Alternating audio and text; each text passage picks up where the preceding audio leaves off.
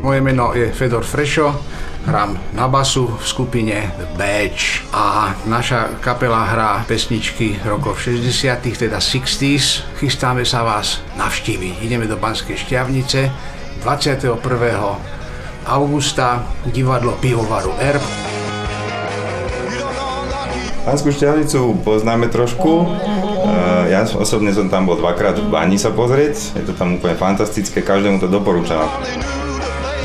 V malých priestoroch alebo v menších priestoroch hráme veľmi radi. Je to také komornejšie, lepší kontakt s publikum je tam.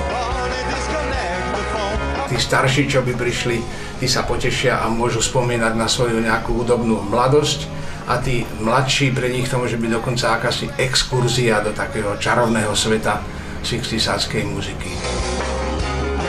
Ešte som nemal príležitosť piť pivo herbácké a verím jednoznačne, že bude výborné. Pivo by sme ako mohli.